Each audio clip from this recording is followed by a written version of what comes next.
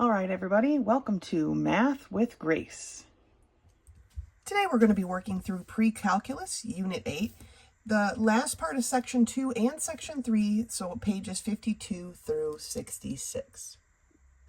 All right, the last section, or the last part of Section 2, begins on page 52, and it is the hyperbola.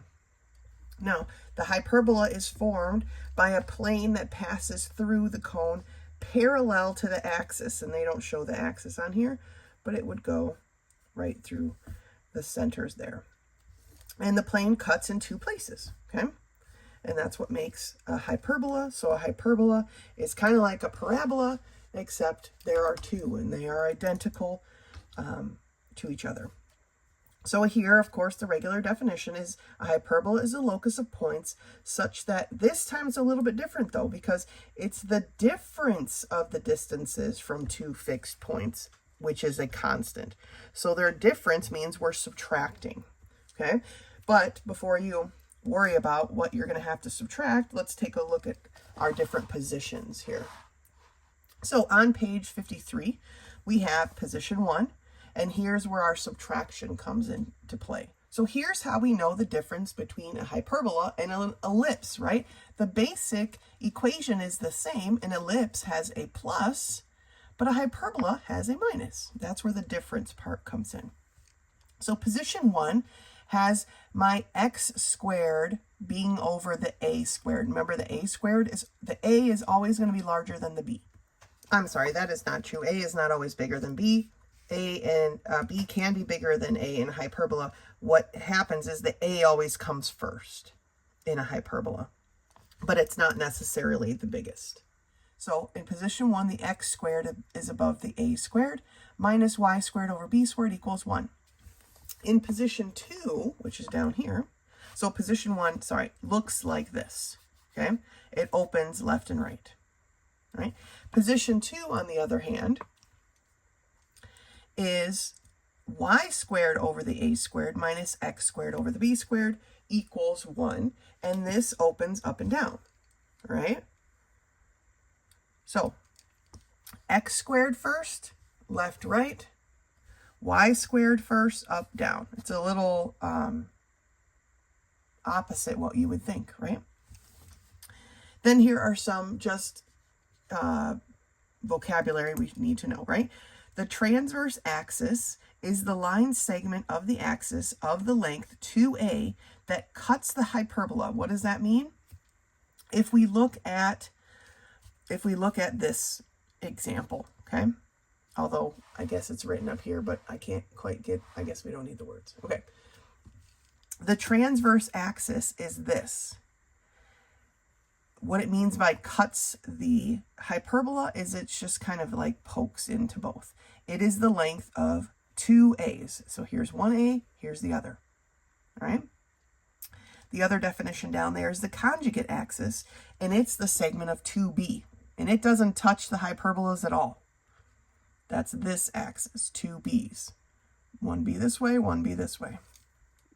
Now again, down here at the bottom, it says the vertices of the hyperbola are at plus or minus A. Minus A, there's a vertice. Plus A, there's your vertice, okay? So to graph the hyperbola, we need to identify the values of A and B.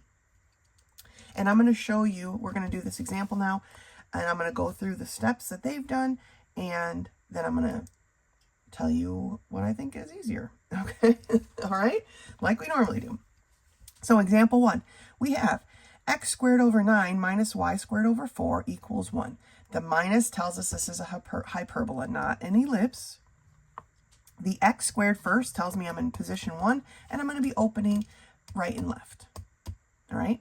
Now, my a, and we can go through here, right? A squared is 9, so my a is 3. B squared is 4, so my b is 2.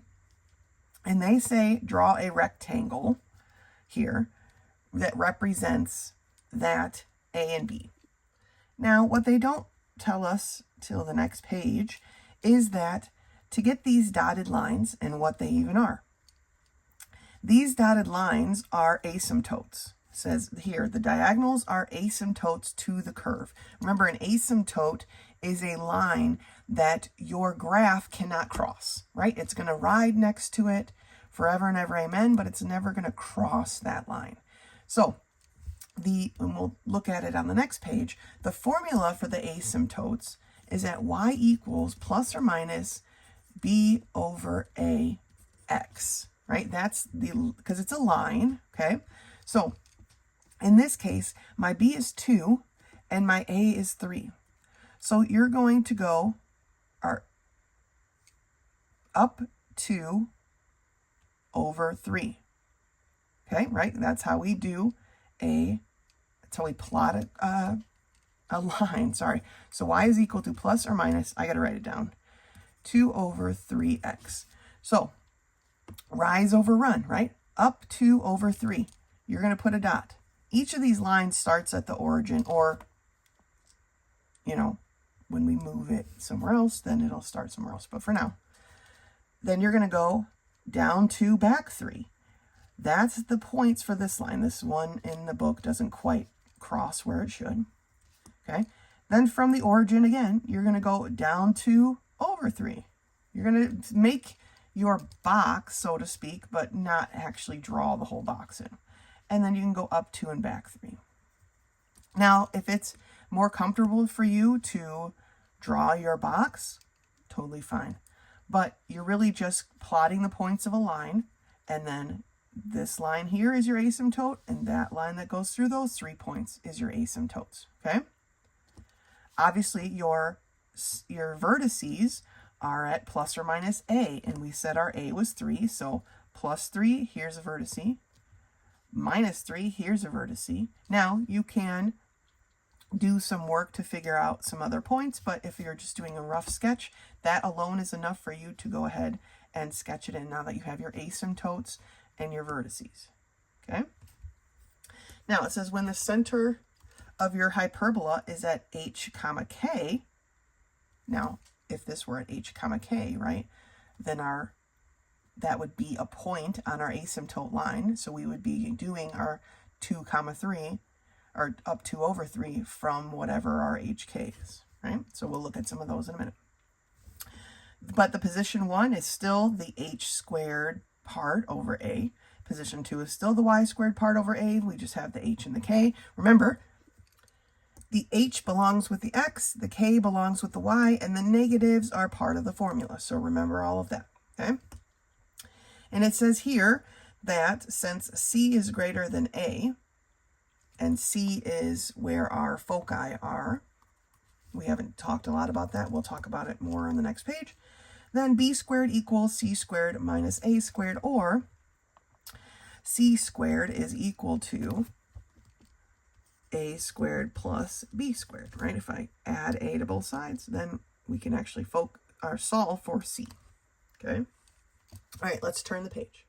All right, so the top of page 54, we have the rest of the properties of a hyperbola, which includes the eccentricity, which is c over a, and is always greater than 1. The lattice rectum, which equals 2b squared over a, and the asymptotes, which are plus or minus b over a x. Okay, so finding the properties of this parabola, x minus 2, the quantity squared over 4, minus y plus 1, the quantity squared over 1, equals 1. Right? Well, we know that this is position 1 because my x squared is above my a. Okay? The center is at positive 2, negative 1. Okay? That's what they've done. Positive 2, negative 1, that's our center. Our vertices then are at plus or minus a. A is 2, right? A squared is 4, so a is 2. Therefore, from my center, I'm going to go 2 points to the right and 2 points to the left. Remember, position 1 opens to the right and left. All right? So there are my vertices. Sorry. The foci, it says, are at 2 plus or minus the square root of 5, comma 1. How did we figure out what the foci were? Well, they solved for c. Okay? And remember, because our foci are on the same axis of symmetry, that's what this is considered right here, okay? The y value is not going to change. It's just the x value is going to change. So we start at the center, which is at 2, -1, and then you add c. So that's why it says 2 plus the square root of 5 and 2 minus the square root of 5. Right? So this represents, because of this plus or minus, represents both points at the same time. They figured out the lattice rectum to be 1. The eccentricity is c over a, so square root of 5 over 2, and then the domain and the range. All right? Now, the domain has a gap, which is why you see this unity or union of, okay? And the range is all the real numbers. Let's look at the next example. Write the standard equation of the hyperbola with its center at 2, 3, a vertex of 2, 6, and lattice rectum of 6, and then graph. All right, with our center at +2, +3, boom, they've put their dot. They know that they have a vertex at 2, 6, so +2 up 6. Now, what you can say is this vertex is 1, 2, 3 points from the center, so we have to go 1, 2, 3 points to get to the other vertex. Okay? Therefore, my A is 3. If I know my A is 3, then I can use the fact that my lattice rectum, right, because the lattice rectum is 2b squared over a. So my a is 3 and the lattice rectum is 6. So they solved it and found that b equals 3. And once you have your a and your b, then you can solve your answer. Because we knew this opened up and down based on the points that they gave us, our y comes first. And in this case, our a and b are actually equal because that's just how their math worked out on this one. But we knew it was y first because it opened up and down. All right? Okay, let's take a look at some of these problems together. Right here for number 70, it says find the center of the hyperbola with the equation x squared over 16 minus y squared over 25 equals 1. Well, I don't have a plus or a minus anything, so my center must be at the origin. And so the letter is A. So the next problem is find the foci of the hyperbola with the equation x squared over 16 minus y squared over 25 equals 1. Well, my center, remember, is at 0, 0. Okay, so now I need to figure out what is my c. And remember, c squared is equal to a squared plus b squared. So c is equal to the square root of a squared plus b squared. We know our a squared and our b squared, so c is going to be equal to the square root of 16 plus 25, okay, which is the square root of 35, 41. All right. The square root of 41 is not a perfect root by any means, right? But remember, it's going to be a plus or minus. So it's going to be plus or minus on which side, though? Which way does this open? So remember, this one opens, because it's the x squared, it's going to open right and left. Therefore, I'm adding my position, right, onto the x-axis. So it's going to be plus or minus square root of 41, comma, 0. I'm not going to go up or down at all, just adding on to the x-axis part. Then it says find the lattice rectum of the hyperbola. Same equation. Remember, the lattice rectum is equal to 2b squared over a. So it's equal to 2 times 25 over a, which is 4. Right? A squared is 16, so a is 4. So I have 50 over 4, which is equal to 25 over 2, which is letter A. All right, let's turn the page and do a few more. Taking a look here at number 76, find the center of the hyperbola with the equation x minus 1, the quantity squared over 9, minus y minus 3, the quantity squared over 4 equals 1. Okay, the center is +1, +3, okay? Letter B, just like we've been doing this whole time.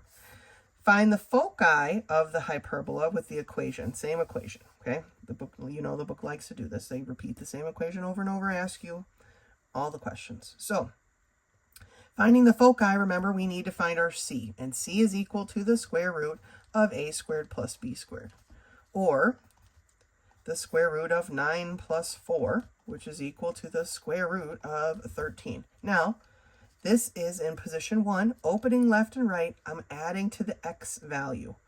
Remember, now my x value is a +1. We said that right here. So it's going to be 1 plus or minus the square root of 13, comma 3. Letter B. Let's see here. Let's see if there's one that gives us something a little bit different.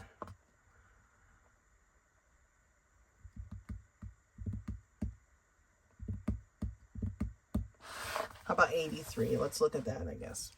All right, find the vertices of the hyperbola with the equation x squared minus y squared equals 1. Technically, these are both 1s, okay? The vertices, remember, are plus or minus a, and a is going to be a 1. Remember, this is in position 1, so it opens right and left. So it's going to be plus or minus 1, comma 0. Okay? Remember, 1 squared is 1, so the square root of 1 is 1. So it's just always going to be a 1. But we have to move right or left 1 to find our vertice. Okay? All right. I'm going to let you finish the rest of these and then meet me back here for the next part.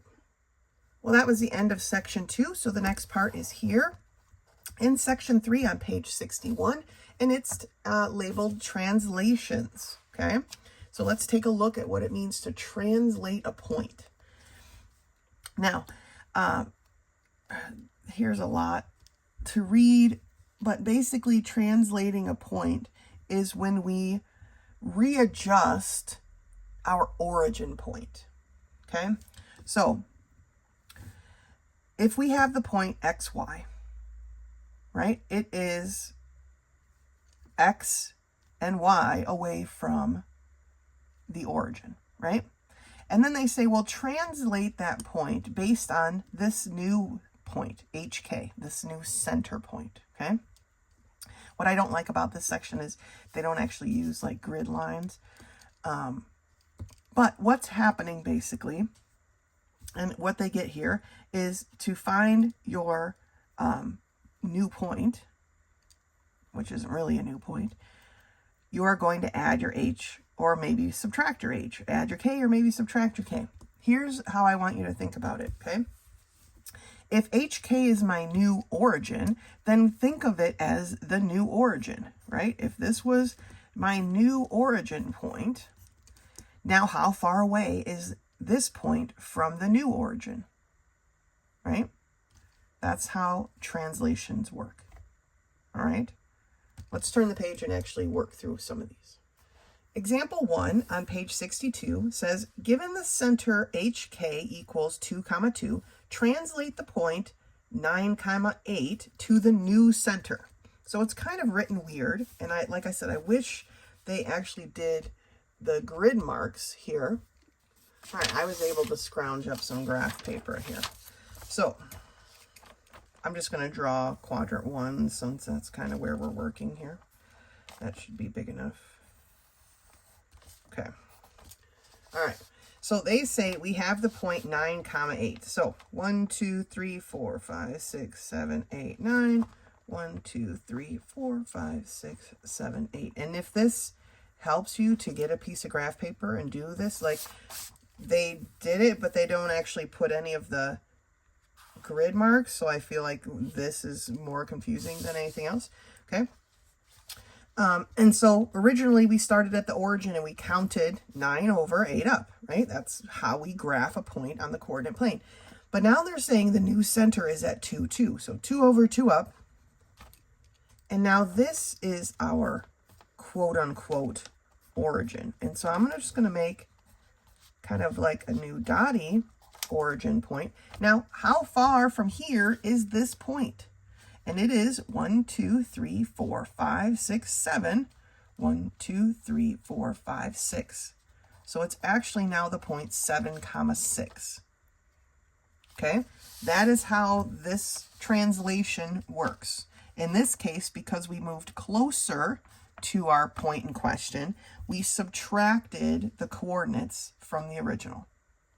And I wish they hadn't used a 2, 2, but of course, from the x, they subtracted the x value. From the y, they subtracted the y. And so they got 7, 6, okay? Looking at number 2, it says translate the point 10, 9 to the new origin given HK. The given center of HK is 5, 4. It's like it's almost like purposely wordy, okay? And then find the new point. Okay, so we are moving, again, closer, so we're going to end up subtracting, but let's take a look at what this would be like, okay? Again, these are big points, so give me some space here. So my original point is at 10, 9. 1, 2, 3, 4, 5, 6, 7, 8, 9, 10. 1, 2, 3, 4, 5, 6, 7, 8, 9. Okay. And now our center is at 5, 4. 1, 2, 3, 4, 5. 1, 2, 3, 4. Okay. Visually. Sorry, my eyes. There we go. Here is my point. For those of you who are more visual, here is my new origin. How far away is it? Remember, we moved closer, so we'd end up just subtracting. 10 minus 5 is 5. 9 minus 4 is 5. 1, 2, 3, 4, 5. 1, 2, 3, 4, 5. Okay, so now this is the point 5, 5, where it used to be 10, 9. We've just moved the origin. And as far as I could tell, most of these, they've just moved closer.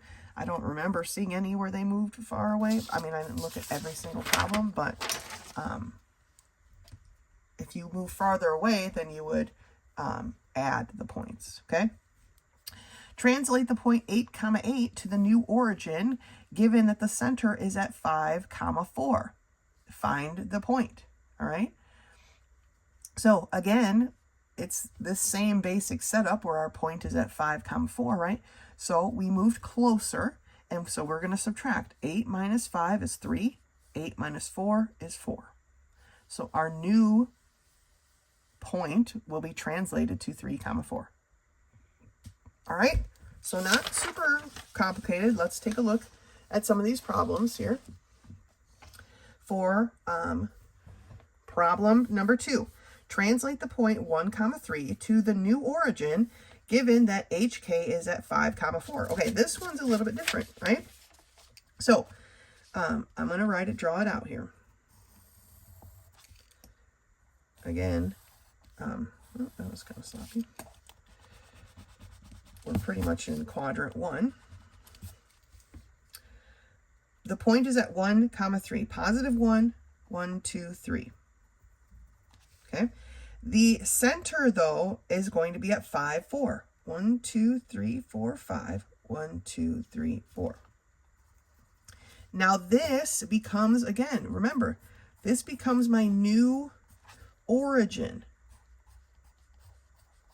So where is my point based on my new origin? It's at negative 1, 2, 3, 4, 1. Negative 4, negative 1. Letter B. So what do? We subtracted. 1 minus 5, because we went past it, right? We went past the point.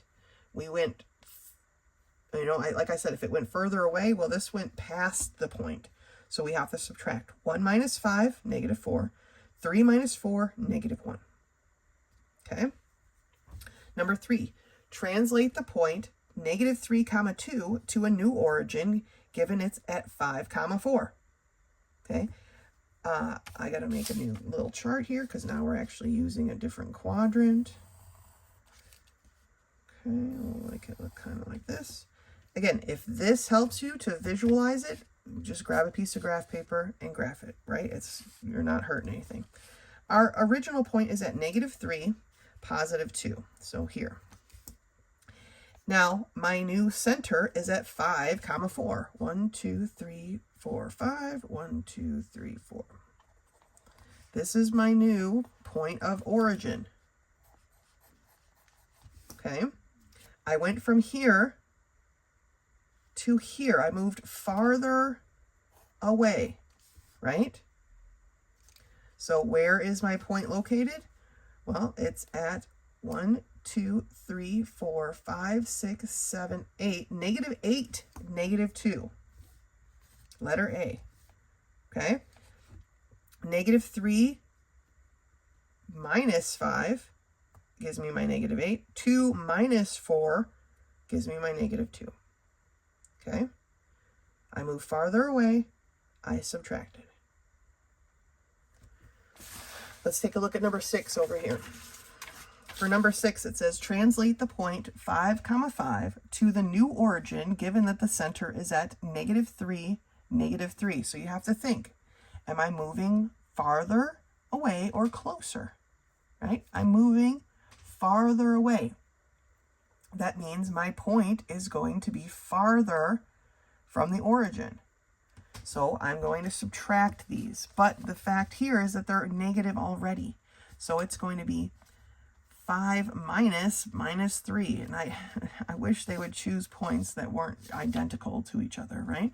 But we can't have a minus in math, so it becomes a plus. And so our answer is B, 8, 8, since they all have the same numbers. Translate the point -3, 4 to a new origin, given that it is at -3, 3. Okay? So here's the thing. Are we moving further away or closer? Let's take a look at this one. This one's pretty much all in quadrant 2 and 3. So let's see here. I'm starting at -3, +4. So 1, 2, 3, 1, 2, 3, 4. Pardon my hastily drawn coordinate plane here. And my new center is at -3, -3. Okay. I've moved farther away.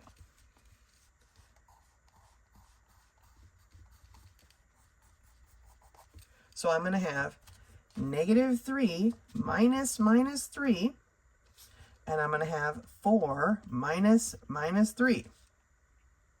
All right, so this is my x, this is my y. I can have a minus, it becomes a plus. -3 plus 3 is 0. 4 plus 3 is 7. So I am going to be at 0, 7, and you can check it, right? I'm not moving left or right at all, so x is 0, and then I'm up 1, 2, 3, 4, 5, 6, 7 points. So 0, 7 is correct. Okay, let's take a look down here at number 12, because it's a slightly different setup here. It says, for the point 6, 2 equals x, x1 and y1. I have to look at how to say that, I'm not sure. Find xy if the center is at hk equals -3, 4. Okay, this one's a little bit different, right? So I'm going to draw my origin, or sorry, my coordinate. My translated point is at 6, 2. So 1, 2, 3, 4, 5, 6, 1, 2. So it's way over here. The center, HK, is at -3, 4. 1, 2, 3, 1, 2, 3, 4. So it's way up here. This is my center for my translated point. But they're saying, what is the actual point? What is the, if our point wasn't translated, what would the point be? So what is it from my origin? It is at, sorry, and I messed up here. It's not at 6, 2, because that would be counting it from the origin. That's not what I'm talking about. It's 6, 2 from this, okay? Sorry about that. Let me move this up a little bit. So here is my center, and I go 1, 2, 3, 4, 5, 6, 1, 2. That's the point. Now, what is it from the actual origin? That's what we're looking for. What's the original point that was translated, okay? Here is the translated point from the center. That's what we've graphed. Now, what is the original point? And it's at 1, 2, 3. 1, 2, 3, 4, 5, 6. So 3, 6 is our original point, which is letter A. Let's do another one of those. I don't jumble it this time. All right, for the translated point 0, 0, find xy if the center is at -3, 4. Well, this one's pretty straightforward because the translated point is at 0, 0, which means it's at its new origin, which is at -3, 4. So the answer is -3, 4. And I'll show you. Let's work it out still, okay? So this is where our center is, -3, 1, 2, 3, +4, 2, 3, 4. So if my point is at the origin of this new translation, then where is it? It's at -3, 4, okay? So that's what I mean. If it's at the origin of the translated point, and I translated points at -3, 4, we're there, okay? So for the point -3, translated point -3, 4, find xy if the center is at -3, 4. All right, let's do it again. Trying to draw these nice, but so the center is at -3, 4. 1, 2, 3, 1, 2, 3, 4. The translated point is at -3, 4. So excuse me. Let me draw in my coordinate axis, and I am at my translated point is at -3, 4. So 1, 2, 3, 1, 2, 3, 4 is the point. What is xy? Well, it is from our actual origin, 1, 2, 3, 4, 5, 6. So -6, 1, 2, 3, 4, 5, 6, 7, 8. -6, 8, which is letter C. All right. Okay. So if the grid paper helps you, please use it, at least for you to get your boundary set up and whatever, so you can see what's happening. If you are more visual and you like to see, then see it, draw it, and do it that way. It's totally fine. Go ahead and finish the rest of these. Lost my train of thought. Go ahead and finish the rest of these and meet me back here for the next part of translations. All right, this is the last part of book 8. I know this has been a long book series, but that's all right. I felt more comfortable breaking it down the way we did. Translating equations is this last part that we're going to be talking about. It says here, consider the line y equals 2x plus 1. Okay, we know that the line passes through the point 1, 3. If we translate it to that center, what is the equation of the line? Well, the equation of the line has the same slope. It's just starting at the origin. So the equation of the line is simply y equals 2x, right? We get rid of our y-intercept because we aren't intercepting at plus 1 anymore. We're crossing at the origin. So it's just y equals 2x. Okay, same exact slope. We've just changed. And as you can see, they've moved their point. I wish they had the grid lines, but we won't judge too harshly. Here it is again. Grid lines would be nice, but we'll go away from there. All right, it says translate the equation of the circle with its center at 3, 3 and a radius of 6 to the origin. So now they want you to move this circle to the origin. Well, remember, when we have a circle at the origin, we just don't have these plus or minuses. The radius is the same, so it's just translated x squared plus translated y squared equals 36. Okay, we just don't have the plus or the whatever, the minus 3's in this case. Okay, let's look at these examples over here. example number 2 says, determine the center of the ellipse whose equation is 2x squared plus 3y squared minus 8x plus 6y minus 7 equals 0, and translate the origin to the new center, thus eliminating the x and y. Okay, first thing, we've been doing these all book, right? We are going to complete the square and solve for our h and our k, dividing both sides, in this case, to eliminate the, dividing by 18, sorry, to get this to be a 1, and it then eliminates these two coefficients, right? And here is the standard form of the equation. Now, the question is here, determine the center of this ellipse. Well, the center is at positive 2, negative 1, right? And then it says, and then translate it to the origin. Sorry, translate the origin to the new center. And then what would it be? The translated ellipse. Well, we would just not write the negative 2 plus 1 part. So the translated ellipse is translated x squared over 9 plus translated y squared over 6 equals 1. We don't have to do, I mean, it's not that complicated, right? So here is the center, here is the translated ellipse. At this next example, number 3. Find the center, HK, that eliminates the linear terms of the translation of. Now, they went crazy on this problem. Way, way harder than I feel like it needed to be. So let's take a look at, I'm not even going to go through their solution, but let's just take a look at how we would do this. We would do it the same we did as example 2. This equation that they've broken down with so many h's and that is just ripe for mistakes. Let's just complete the square, get this in standard form, and move from there. We're looking for the center that eliminates the linear terms. That's all we want. So we have x squared plus 6x, I'm going to leave a space, plus y squared minus 4y, leaving a space, equals a positive 15. I added 15 to both sides. So I have 6 times 1/2 is equal to 3. We put it in a box and square it, gives us a 9. So here's my plus 9. Plus 9, okay?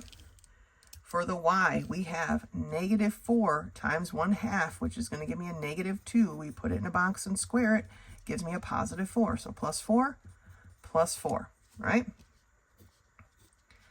Now, rewriting this, I have x plus 3, the quantity squared, plus y minus 2, the quantity squared, equals, what is this, 15 plus 13 gives me 28. Okay, that is the standard form of this equation, okay? Find the center that would eliminate this. Well, that center is at negative 3, 2. If I translated my origin to a negative 3, 2, it would eliminate this and this. And we would just have x squared plus y squared equals 28. And if you go way down here, that's what you get, okay? This center eliminates, and it creates this equation. But all they're asking for is the center, which is this answer right here. All right, so this way, way, way easier than what they have going on here, which is insane, insane. We're not doing that. Don't do that. That's crazy. This works just fine. Okay? All right, let's take a look at some of these problems. Number 17. Find the center that eliminates the linear terms in the translation of this. Well, where could we translate this to get rid of this? Well, it would be at 8, negative 3, right? If we changed our origin to the center of this, then they would no longer need these points, right? So 8, negative 3 is letter A. Letter A. Let's turn the page and do a few more. Number 18 up here at the top of page 66 says, find the center that eliminates the linear terms in this translation. All right, we're going to have to complete the square, right? So x squared plus 8x, I'm going to leave a space, y, or plus y squared, minus 6y equals Oop, I forgot my space. Is this the same one we just did? Equals, oh my gosh, 15. Adding a 15 to both sides. All right. No, because this one has an 8 in it, I guess. Okay, so 8 times 1/2 is equal to 4. Put it in a box and square it is 16. So plus 16 here, plus 16 here. -6 times 1/2 is a -3. I'm going to put it in a box and square it is equal to 9. So plus 9, plus 9. Okay, so I have x plus 4, the quantity squared, plus y minus 3, the quantity squared, is equal to 15 plus 16 is 20, 31 plus 9 is 40. Okay, the 40 part really doesn't matter because all we're looking for is the center that eliminates the linear terms. And that center is at -4, because remember the negative is what would make this a positive, comma 3. And that is letter B. All right. Find the center that eliminates the linear terms in this translation. Holy schmoly, I'm going to need scratch paper for this one. We'll use this scratch paper we just did. Okay, so I'm going to rewrite my equation, right, in the order that I need. And so 9x squared plus 54x, leaving a space, plus 4y squared minus 8y is equal to a -49, right? I subtract 49 from both sides. All right, let's get to it. I'm going to factor out my 9 because I need a coefficient of 1 to be able to complete the square. So it's going to be x squared plus 6x. Over here, I'm going to factor out the 4. And remember, I just left my space for my completing the square. So this is going to leave me with y squared minus 2y and a gap, -49 still. All right, 6 times 1/2 is equal to 3. I'm going to put it in a box and square it, so it's 9 plus 9. But remember, I'm not just adding 9, I'm adding 9 times 9, which is 81. Over here, I have -2 times 1/2 is equal to -1. I'm going to put it in a box and square it. It gives me a +1. But I'm not adding +1, I'm adding 4 times 1, which is 4. All right, so here I have 9 times x plus 3, the quantity squared, plus 4 times y minus 1, the quantity squared, is equal to, let's see here, I have 81 plus 4 minus 49, so 36. Okay. I have to divide both sides by 36, right? And, well, I guess, what are we looking for? The center. This is, if we were getting it into full standard equation, we could do that. And just set, same with the last problem, right? But we don't need to do that because we're just looking for the center. And the center is going to be -3, 1, which is letter B. All right, it's not asking for the full equation. We just are moving things about. And if we needed like the radius or something, we could figure that out, or, you know, whatnot. We could actually solve and get our A and B, but they're not asking for any of that. They just want to know the center of this, center of that. So that is enough. We don't have to continue any farther. So that's translations, right? Go ahead and finish those. As always, if you have any questions that come up, do not hesitate to contact me. Otherwise, until next time.